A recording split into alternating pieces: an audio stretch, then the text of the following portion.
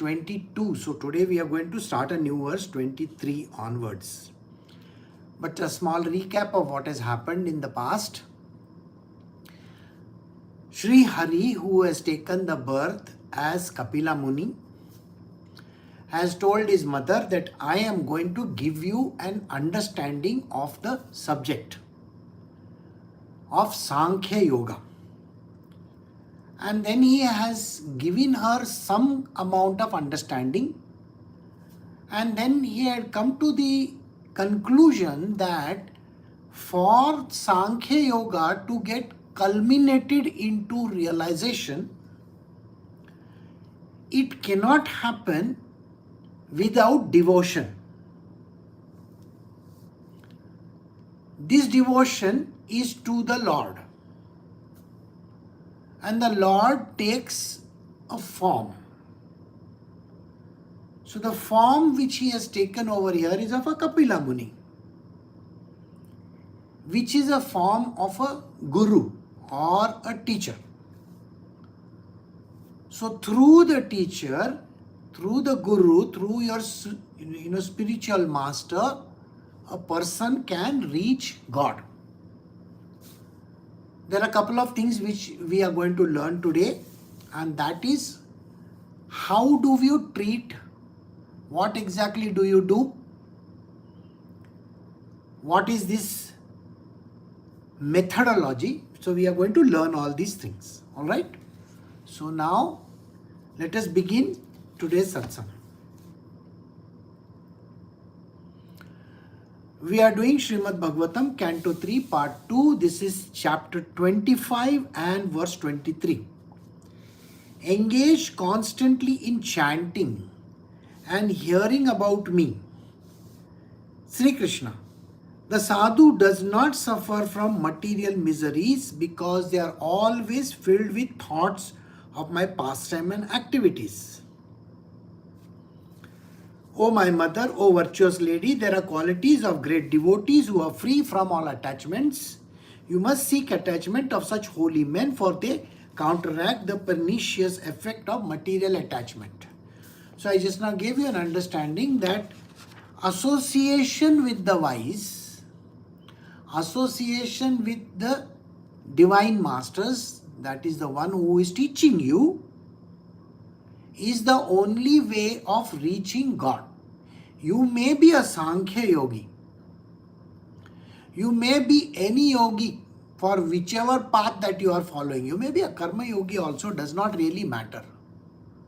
But if you wish to meet God, if you wish to reach the state of self-realization, if you wish to be one with the divine, then the only method which he says is devotional path, devotion to the Supreme Master. Here, devotion to Kapila Muni. In the material world, devotion to your gurus and those who can take you from your material engagements to spiritual perfection. So this is the pathway. Now what is this material attachments? Yesterday we had done material attachments. It is nothing but your passions in the world, your attachments to people, places and things. First in that comes your attachment to your body. Second, to the relatives that you seem to have, who are no way concerned with you. It is like two people have come together on a flight. After that, they are never going to ever meet again. In a train also. So these relatives of yours, who may be your wife, your mother, your father, your children, your husband, your whoever it might be, any some relative of yours, is like these are passengers on a train or on a plane. They come together to meet for some time. After that, they go away. When they die, they get different bodies. You get a different body after you die. You are no way going to be connected with them at all. Never in the future will you get connected with them. The idea that 7 janam, 7 lifetimes you are going to meet your husband and wife and whatever that is. It's a false belief. You are still under the impression that you are going to meet a man and a woman. They are going to meet. Did we even say that? Is anywhere it is mentioned? Not necessary, no? Now you may have a love-hate relationship with your husband. And yet you are saying you want to meet your husband in the next life of yours. Of course, you can meet him. Okay, you know how you will meet? Maybe you are a rat in the sewers. You have become a rat in the sewers. And he might be a rat catcher. You can be anything like that. Can you understand? Or he may be an eagle. The moment he sees the rat, he catches it and takes it away and eats it up. Oh, you have met, of course. 7 lifetimes you are going to meet. This is a false belief, so don't fall for it. Okay? Understand this, you are never ever going to meet these people. And even if you meet, you may not even be pally with them. So, we'll move to the next verse, verse 25. So, how do you go towards realization and liberation? Today's satsang is about giving you an idea of reaching there. So, let us see. In the association with pure devotees, discussion of the pastimes and activities of Sri Krishna is very pleasing and satisfying to the ear and the heart. By cultivating such knowledge, one gradually becomes advanced in the path of liberation, and thereafter he is freed and his attraction becomes fixed. Then real devotion and devotional services begin. Now today I am going to give you an understanding of this subject very, very clearly. First and foremost, association of the pure devotees. What is a pure devotee? A pure devotee is the one who is none other than the Lord himself taking a form as a guru or as a master. Alright? Devotion. Remember here Kapila Muni is the one. Who is he actually? He is Sri Hari himself. And Kapila Muni is explaining to his mother. So let us now assess this spiritual master of yours. When you meet your spiritual master, what happens? The answer is, when you meet this person, what exactly are you doing with this master? You may go to meet Ramakrishna Paramahansa, Ramana Maharshi, Neem Karoli Baba. You may go to meet any of these great masters from the past. Or Sai Baba, it does not matter, whomsoever you want to meet. Are they really there? They are not talking to you.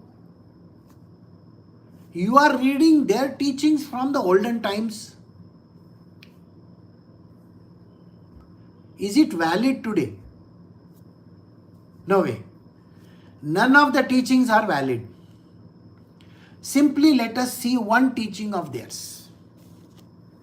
When they talk of Brahmans, Shudras and Vaishyas and all that, do you think in today's day and age you are going to accept or the world is accepting? There are no Kshatriyas in this world. Can you see any Kshatriya going for, Dhanushya Ban and taking? No. This is all olden times. Today's Kshatriya is who? Your leaders. Who are your leaders? Can you trust even a single leader of yours? I want you to ask this question. Even your leader in your company is your boss. You have a boss. Somebody is there, CEO, MD, or whoever. Do you trust him to fend for you? So whatever the teachings that were there are dead and gone. Then there is another one, I just recently was listening to one lady and she was talking about a living master. Who? A living master. Living master? That fellow doesn't even have a chance of talking to you for more than 5 minutes. You got the point? Suppose you have a living master somewhere. How much time do you spend with that living master? You are sitting with millions or thousands of people in front of you and trying to understand, oh, Guruji, Guruji, what Guruji, Guruji you are doing? That guy is not even teaching you one line. People sit in front of these idiots.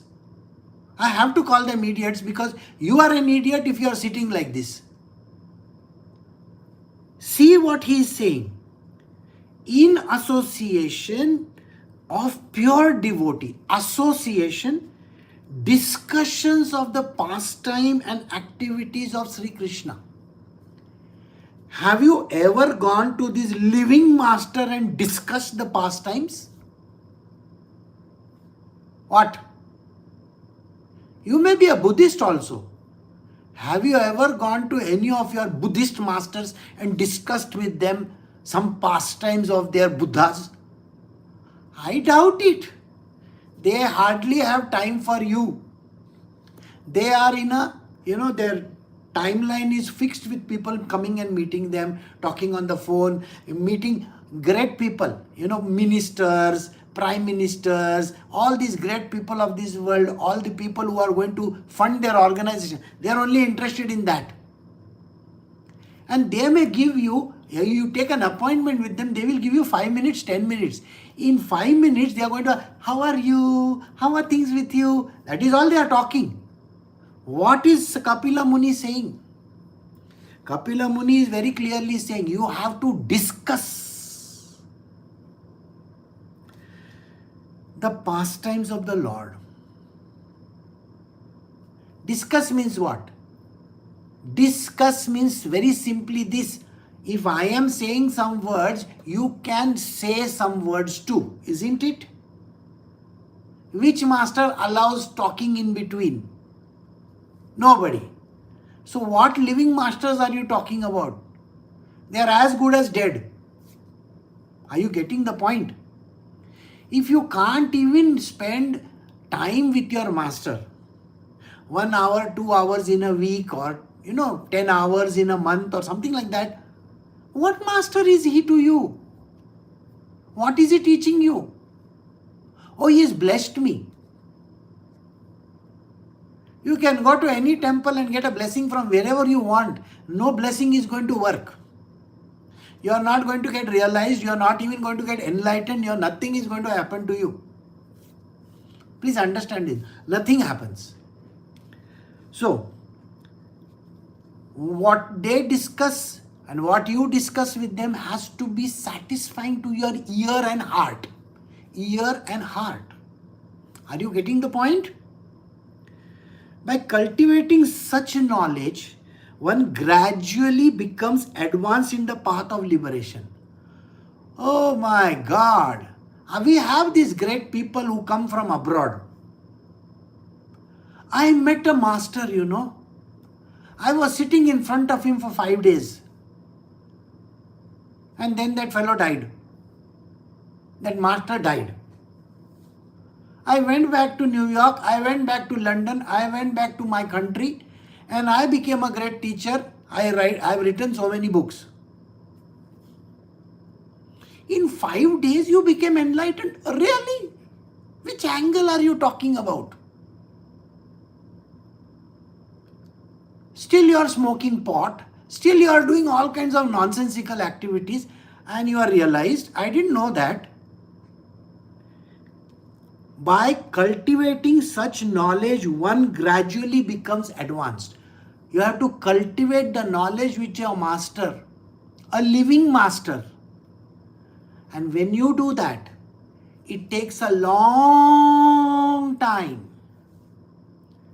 Meeting somebody for 5 minutes or 5 hours, oh, I was sitting in front of Ramana Maharshi and I got enlightened. Really? I didn't know that. Oh, I was 1 year, I have become, a sadhu. There are people who are talking on spirituality on the internet and they think they are a monk. Rather, they should be monkeys, not monk. I was in a place for 1 year. In 1 year, you have become a monk.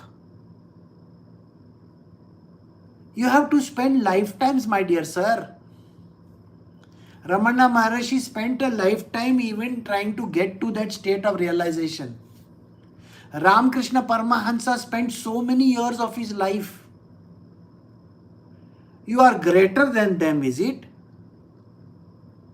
Please understand, 5 days, 5 hours, 1 day, 20 days, 30 days, even 1 year as a monk also doesn't give you qualification. Nobody becomes enlightened. I met Babaji. Really? Everybody meets Babaji. Meeting Babaji, I became enlightened. Sri Ram should have got enlightened on day 1, isn't it? He's God Almighty. He had to meet his Guru and be with him for 12 years. Sri Krishna had to be with his Guru for 12 years, sir. Enlightenment is not a joke.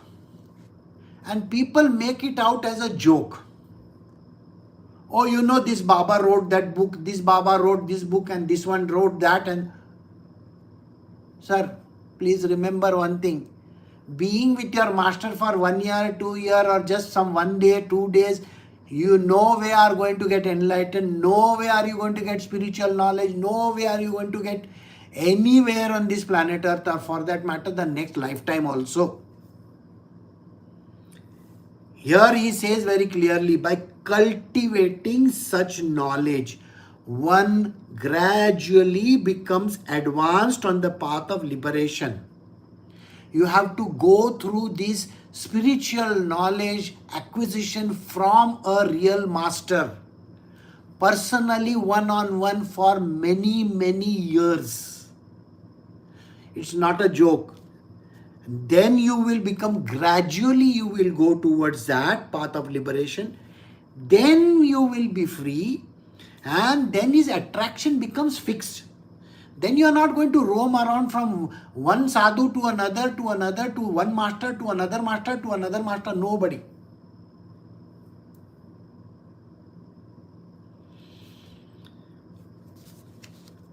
This attraction becomes fixed.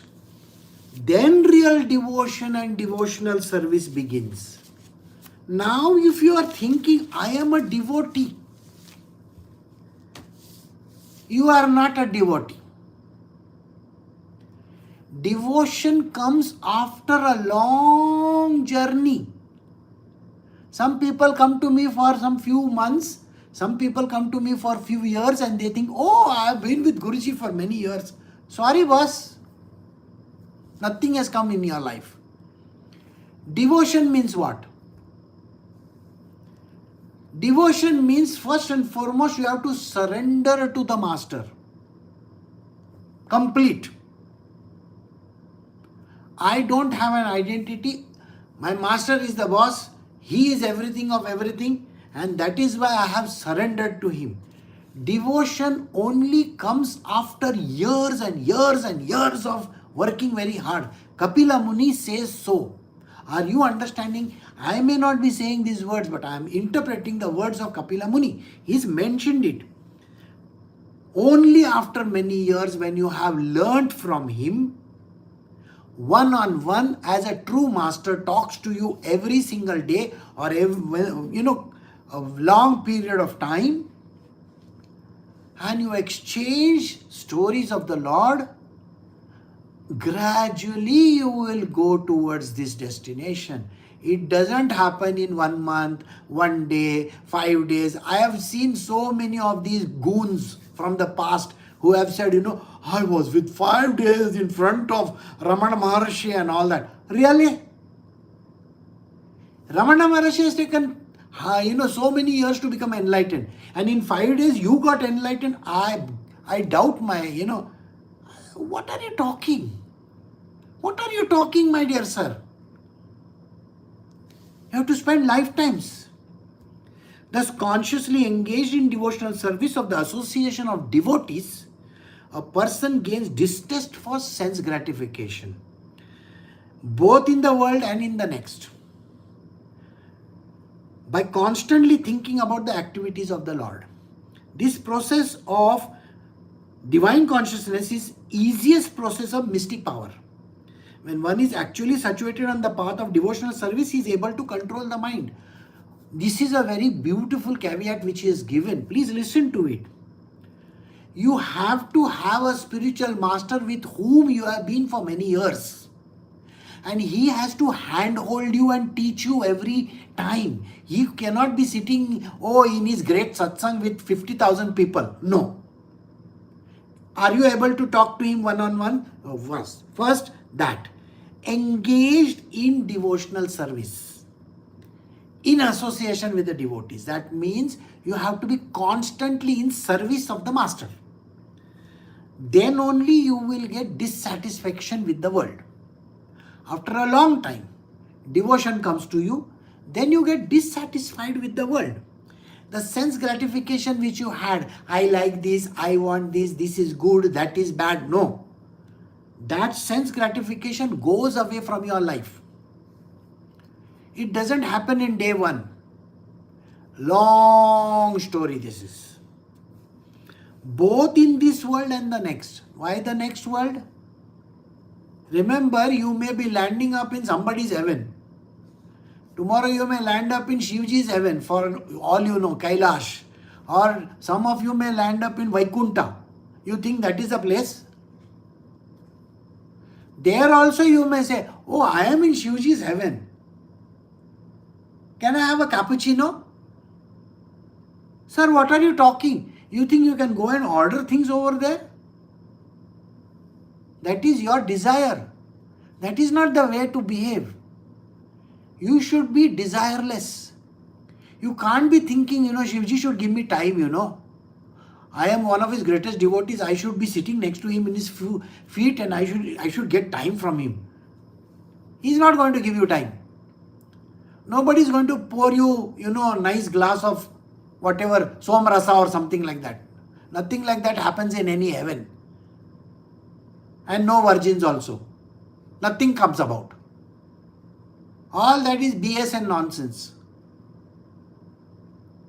So, you have to be in association with the master. Takes a long time. Sense gratification goes away from you.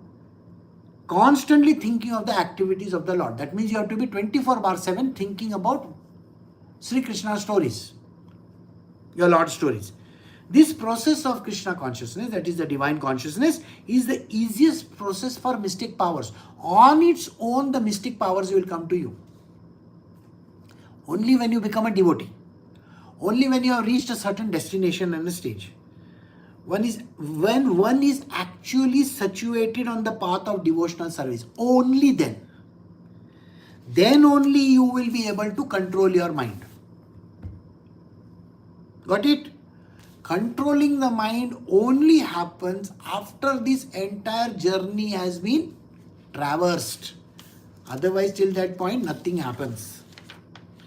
Thus, by not engaging in the service of the modes of material nature, but by developing Krishna consciousness, knowledge is in renunciation, and by practicing yoga in which the mind is always fixed in devotional service unto the Supreme Lord, one achieves my association in this very life, for I am the Supreme Lord, personality, the absolute truth myself. So here, Kapila Muni is telling his mother, he says, you have to be constantly doing what all these steps that we have taken into consideration. First is meeting your spiritual master and being in his company, number one. Then you have to always be devoted to Krishna. Continuous devotion to him. Knowledge of renunciation. You should have the knowledge of renunciation. You can't be sitting and thinking, okay, today I will eat kheer, tomorrow I will eat payasam, tomorrow, day after tomorrow I will eat rasgulla. You can't be thinking like this. No. You can't have desires. When you are in Krishna consciousness, when you are one with Divine Lord, you should be only thinking of Him, nothing else. Knowledge of renunciation will come to you. Practicing yoga. Now this is not that yoga which we are talking about, standing on your head and all that kind of gymnastics. No. Yoga I explained day before yesterday. Yoga means union with God. Kapila Muni very clearly tells you what this yoga is. This yoga is misinterpreted in the world as doing some body exercises. Body exercises, remember at the beginning of this, last chapter it was discussed. Body is no way concerned with God. You are not the body. How many times have I had to tell you? So if you are doing yoga for the body, finished. You are nowhere going to go anywhere. Please know this. You are not landing, even you will land up in the hospital, don't worry. But you are not going to get any God over there. Okay? Yeah, you will get a little bit of, I feel so good about doing yoga.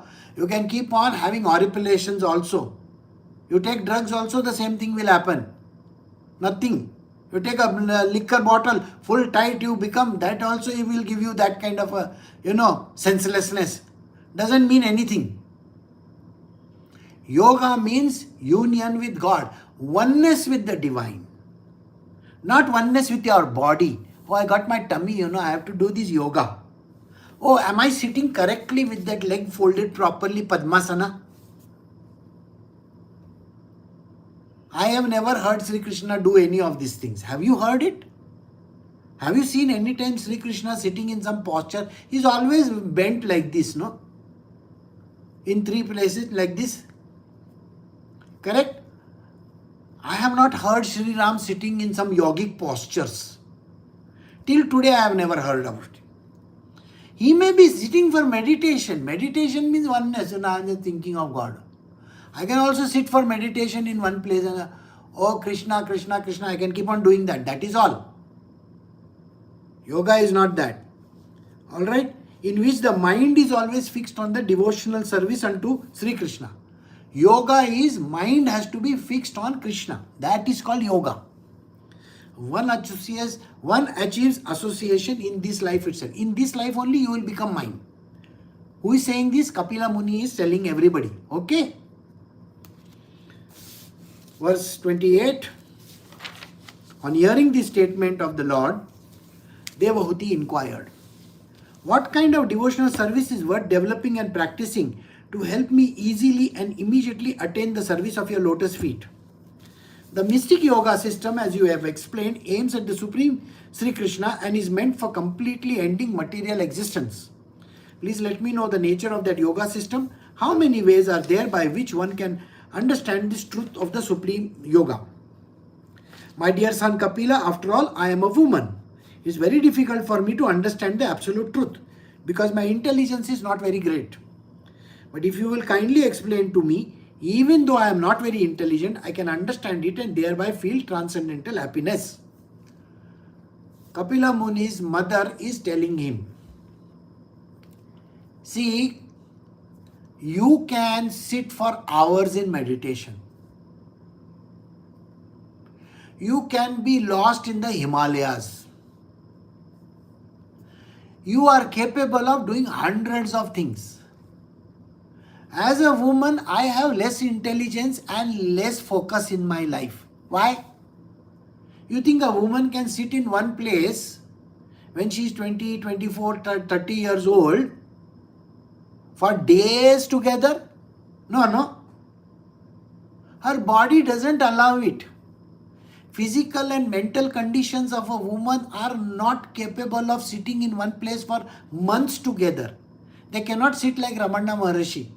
No way. They are incapable of doing that because of the physical body that they have got. Kapila Muni's mother, Devahuti, understands this.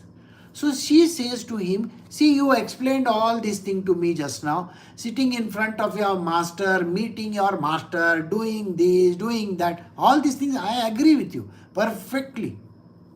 But as a woman, how am I supposed to achieve that? Are you getting the point? For a man, he can be just sitting in one place.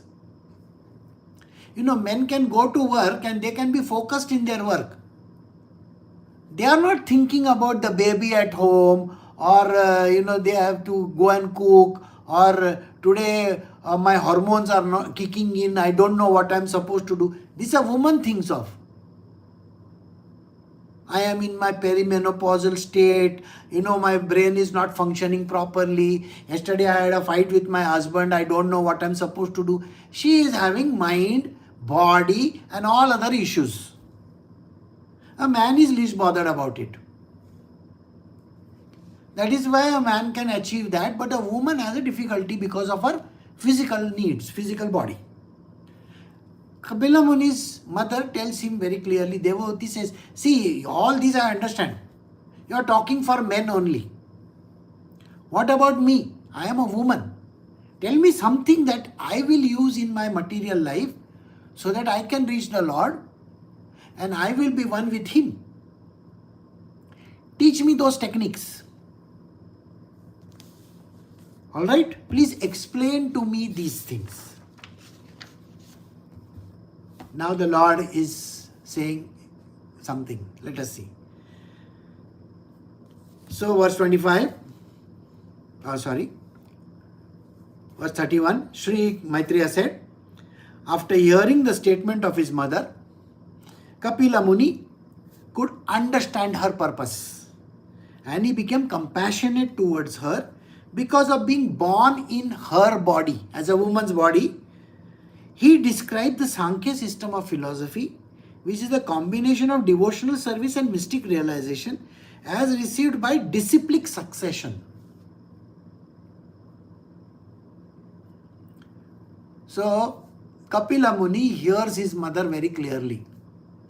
Remember, his mother is now brought to the fore that I am a woman. I don't have that kind of an intelligence or that kind of an understanding of the subject because my body, mind and everything is incapable of doing that. So please teach me something which I will be able to do. So Kapila Muni becomes compassionate with it towards his mother and he says, yes, I understand what you are talking about. You are a woman and you have a difficulty. He says, you are a childbearing woman, you have borne me.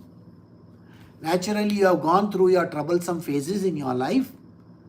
Your brain, your mind, your body is not functioning like a man. It is different. So he says, but I will explain the Sankhya philosophy to you. Sankhya philosophy means the knowledge path. It is a combination of devotional service and mystic realization. Sankhya philosophy is devotion, number one, and mystic realization, number two.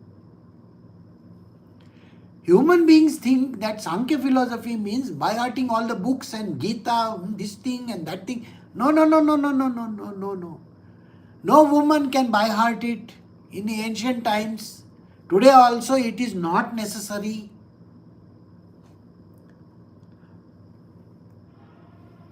See what he says. It happens only in disciplic succession. Are you getting the point?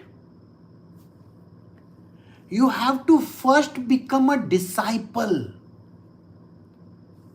Devotion is much later. First become a disciple.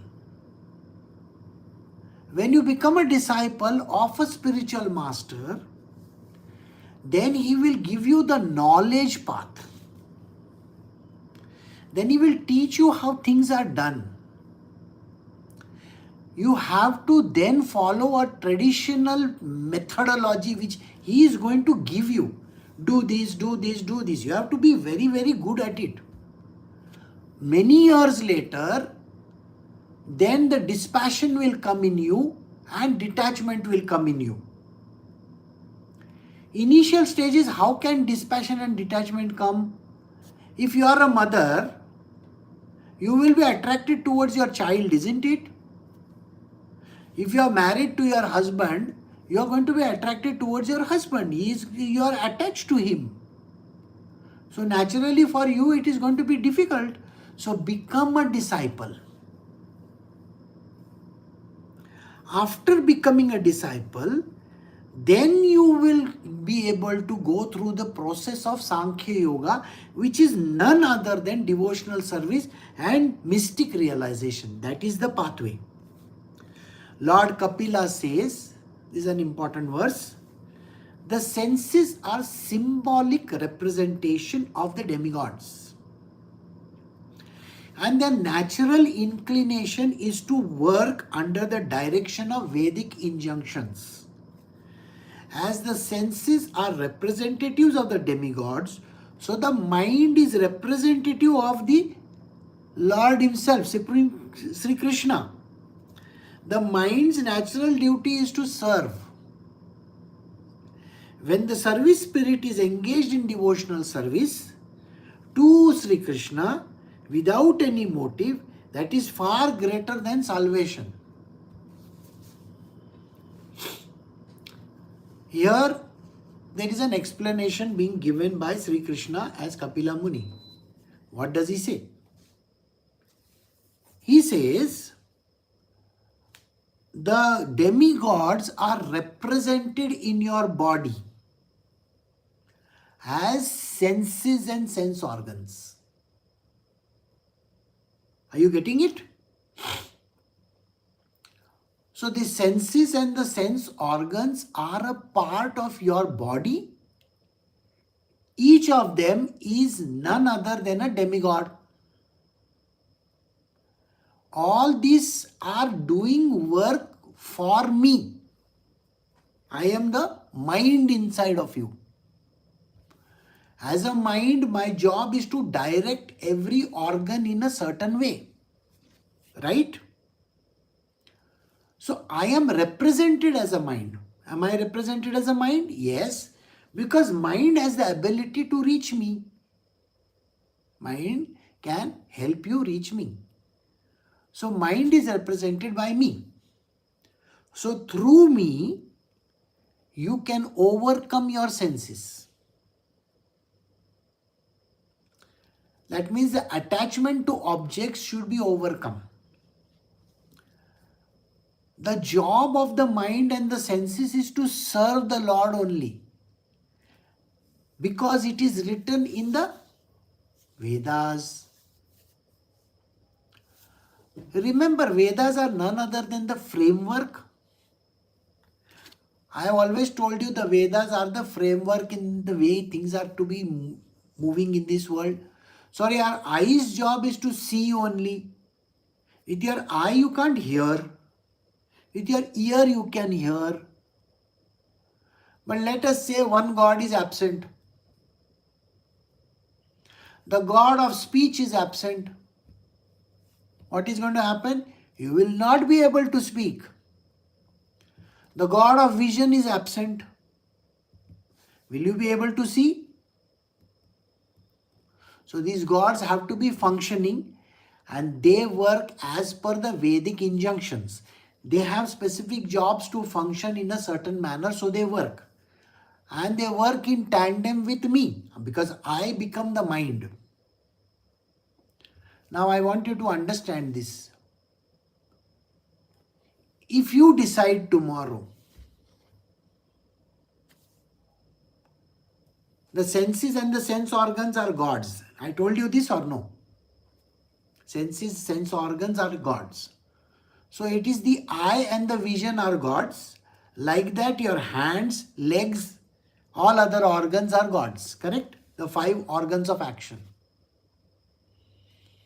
You decide that, oh, I am hurt. My leg is hurt. I am not in a position to walk. Who is telling you this? Your mind is telling you this. You are in no position to walk. What happens to the person? Because the mind said so, they are not able to walk. I don't know whether you see, I deliberately do a lot of things for deliberate purposes. Because I want you to understand everything in a very simple manner.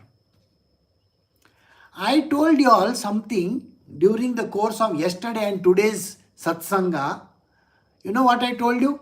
A woman is like this. She has her periods, she has her body problems, she goes through hormonal things. Did I say these words or no? Immediately your mind is going to grasp this. Yes, my body pain is because of this reason. I got a headache because of that reason. I deliberately put these thoughts in your mind. Do you understand? I want to understand how your mind is disturbing you. But if mind is Sri Krishna, why will Sri Krishna want to put pain in your body? Tell me. So what you did was you turned around Sri Krishna into an ordinary person. The same mind can be used to say, I don't have any pain. I don't have any pain. I don't have any pain. I can do this job. You understand? I can do this job. If the pain is there or not there, I have overcome the senses. I can do this job. And the person will be able to do the job. Got the point or no? So far understood so far or no? It is you who can decide whether you want to laze around, you want to give reasons for not doing something in this world. It is in your hands, your mind. I am having pain, I cannot work, I want to take one day off, I just want to lie around doing nothing. One person whom I know, this person came to me. Came to me means a person was there only. I cannot walk, I cannot walk, I cannot walk, I cannot walk. Person was not working in the kitchen, nothing was done. For every time she will be sleeping in the bed, I cannot do this work because I have pain. And then it became a habit with this person. Okay? My pain is sciatica or something like that. Okay? I said, how many years are you going to drag this as a reason for you not doing any work? There is no difference between you and a pig. You understand? There is no difference between you and a pig. Sciatica hurts, but your mind is stronger. Get up from that blessed bed of yours and start doing some work.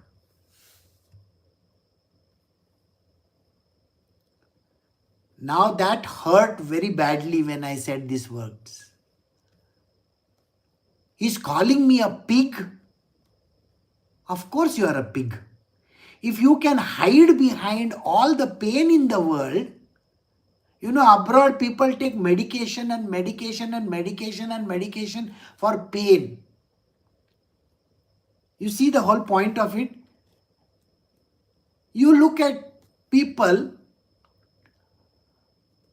there is that doctor somebody, you know, House or something like that. There is a serial. He is a doctor.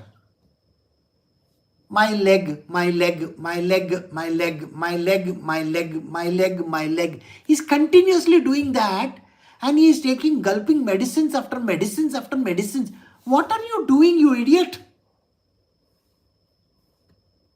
What is this pain, pain, pain, pain? How many years are you going to drag the same story? In India, you come to India. There was one lady who has posted one video yesterday. There is a man who has no legs and no hands also. He is sitting on a small trolley and he is going away in the streets begging for money. And when this foreign lady is looking at him, she is amazed at the person having no legs and no nothing. And yet he is sitting over there and he is smiling at her. She spoke to him. He says, it's okay, life is like this, what can I do? I have to be good to myself. I have to sit over here. I can beg. People get, people pity me and they give me money.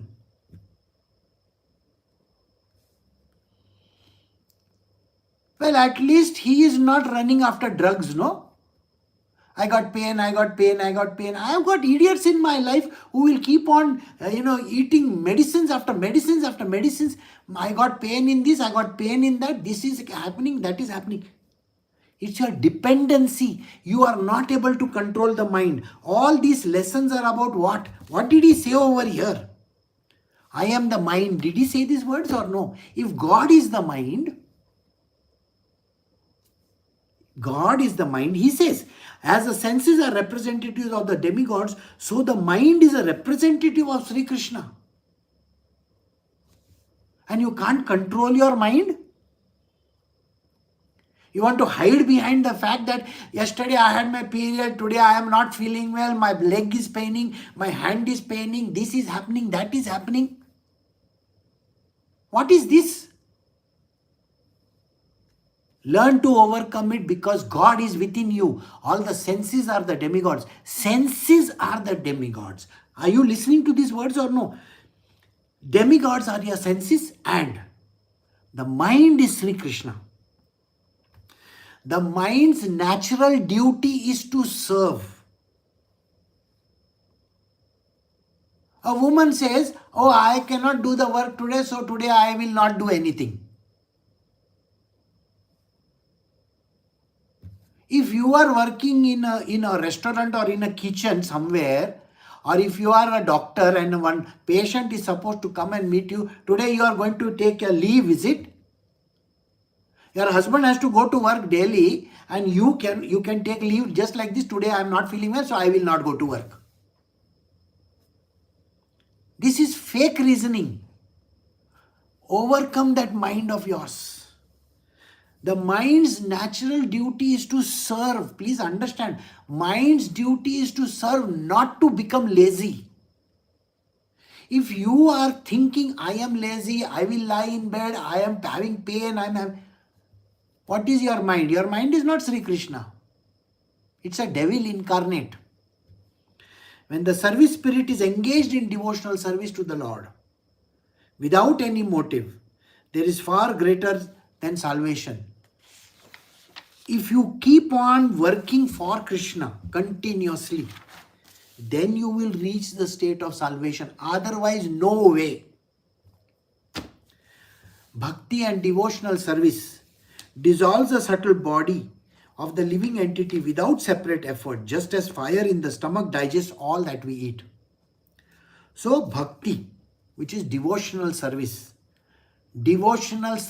unto the God and Guru, it will dissolve this subtle body of yours. Subtle body is what? Mind and intellect, isn't it? That body itself will dissolve. It doesn't need to be around. You will be able to control your mind. Your intellect is also at your beck and call. When this happens, when you are in the devotional service, nothing, you don't have to think of anything. Just the devotional service itself will take you through. Just as fire in the stomach digests all that we eat. I hope you understand these verses. This is spirituality for you. All right. Now, who is explaining this to whom? Kapila Muni is explaining this to his mother. A pure devotee who is attached to the activities of devotional service, who is always engaged in the service of my lotus feet, never desires to become one with me. Such a devotee who is unflinchingly engaged always glorifies my pastime and activities.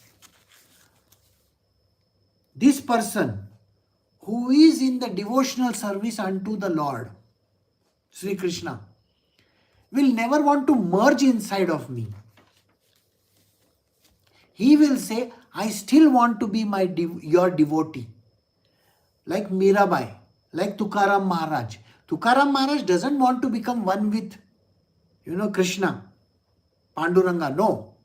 He says, I want to serve you at your feet. I want to be of service unto you. Hanumanji, he is serving his master, isn't it, Sri Ram? In a similar fashion, when you are a devotee of the Lord, you will never want to merge in the Lord. You will want to be outside the Lord and constantly serve Him. In the world of the spiritual master, the person, the devotee, the disciple will serve the spiritual master and be constantly one with him by serving him. And then he will become one with me. But if there is a desire, finished. Such a devotee is unflinchingly engaged, always glorifies my pastime and activities. So this person always glorifies my pastime. That means I have stories, no? Sri Krishna has too many stories, isn't it? What are we doing today? We are doing Srimad Bhagavatam. Srimad Bhagavatam is nothing else but the stories of the Lord. So you will keep on listening to the stories and becoming one with the Lord.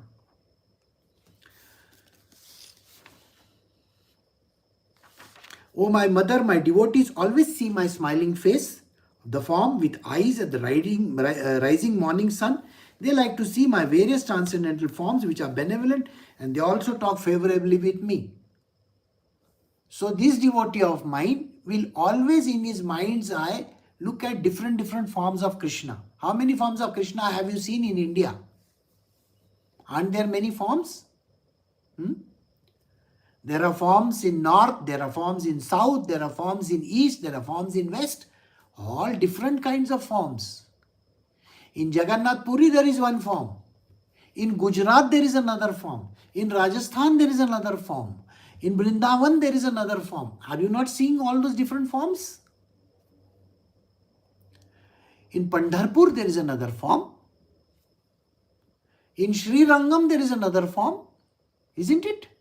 All these forms are different. And you have to be in love with these different forms of mine. And you have to talk about my pastimes continuously.